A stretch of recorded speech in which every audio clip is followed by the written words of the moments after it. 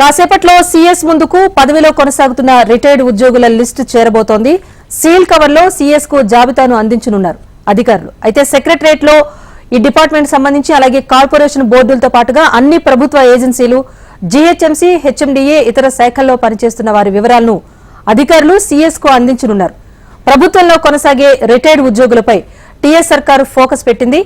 వివిధ శాఖల్లో రిటైర్ అయ్యి ఇప్పటికీ పదవిలో కొనసాగుతున్న వారి వివరాలను నిన్న ప్రభుత్వం అడిగింది. ఎవరైనా ఉద్యోగులు రీ అపాయింట్మెంట్ అవటం లేదా కాంట్రాక్ట్ బేసిస్ లో కొనసాగుతున్నారా అనే వివరాలు చెప్పాలి అని ప్రభుత్వం ఆదేశాలు ఇచ్చింది. ఇందులో భాగంగా అన్ని శాఖల ప్రిన్సిపల్ సెక్రటరీలు, జనరల్ సెక్రటరీలు, స్పెషల్ సెక్రటరీలకు ఆదేశాలు జారీ చేసింది.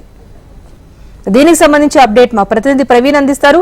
ప్రవీణ్, చెప్పండి, ఇప్పటికీ పదవిలో కొనసాగుతున్న అధికారులకు సంబంధించి వివరాలైతే ప్రభుత్వం కోరింది. ఈ నేపథ్యంలో ఆ వివరాలు ఏమందించారు, డీటెయిల్స్ ఏంటి?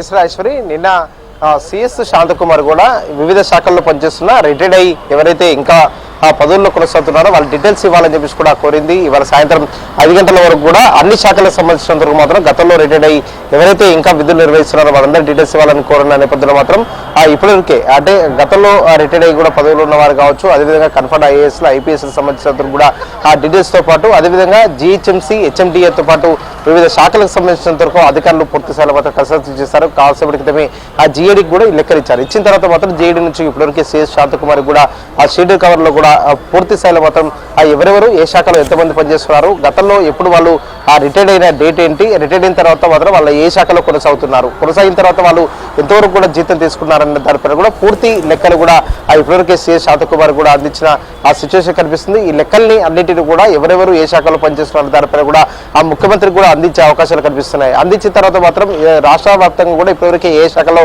ఎంతమంది రిటైర్డ్ అయ్యి ఇంకా విధులు నిర్వహిస్తున్నారు, రిటైర్డ్ అయిన తర్వాత మాత్రం వాళ్ళు ఎంతకాలం పాటు కూడా ఆ విధులు కొనసాగిస్తున్నారు, కొనసాగించిన తర్వాత మాత్రం వివిధ ఆ శాఖల్లో ఏ హోదాలో కూడా వాళ్ళు పనిచేస్తారనే దానిపైన కూడా పూర్తి స్థాయిలో మాత్రం ఇప్పటివరకే సమాచారం కూడా ఇచ్చినట్టు సమాచారం అందుతుంది. దీనికి సంబంధించిన మాత్రం ప్రభుత్వం ఎలాంటి నిర్ణయం తీసుకోబోతుంది అనే దానిపైన కూడా ఒక స్పష్టత అయితే రావాల్సి ఉంది. ఇప్పటివరకు కొంతమంది ఐఏఎస్లు రిటైర్డ్ అయిన తర్వాత మాత్రం ఐఏఎస్లు మాత్రం వివిధ శాఖల్లో మాత్రం ఉన్నత స్థాయిలో ఉన్నారు. అదేవిధంగా కన్ఫర్డ్ ఐఏఎస్లు కూడా చాలా మంది కూడా అదే పొజిషన్లో ఉన్న ఆ సిచ్యువేషన్ కనిపిస్తుంది. ఈ నేపథ్యంలో మాత్రం ప్రభుత్వంలో ఇప్పటివరకు రిటైర్డ్ అయ్యి ఆ విధుల్లో ఉన్న వారికి సంబంధించిన మాత్రం ఇప్పటివరకు ప్రభుత్వం లెక్కలు సేకరించింది. కాబట్టి తదుపరి ఏ విధంగా కార్యాచరణ సిద్ధం చేసుకుంటుంది అనే దానిపైన కూడా ఒక క్లారిటీ అయితే రావాల్సి ఉంది. అంటే రాష్ట్రంలో మాత్రం వచ్చే రోజుల్లో మాత్రం ఆ ఉద్యోగాలకు సంబంధించిన భర్తీ చేస్తామని చెప్పి కూడా రాష్ట్ర ప్రభుత్వం చెప్తుంది. కాబట్టి అందులో భాగంగానే రిటైర్డ్ అయిన వారు ఎంతమంది ఉన్నారు, ఆ వచ్చే రోజుల్లో కూడా రిటైర్డ్ అయ్యే వాళ్ళు ఎంతమంది ఉంటారన్న దానిపైన కూడా ప్రభుత్వం ఇప్పటివరకు ఫోకస్ పెట్టింది. దాదాపు ఆ మే నెలలో కూడా దాదాపు ఒక 10,000 వరకు కూడా ఉద్యోగులు కూడా రిటైర్డ్ అయ్యే అవకాశం ఉందని చెప్పి కూడా ఇప్పటివరకే సచివాలయ వర్గాలు కూడా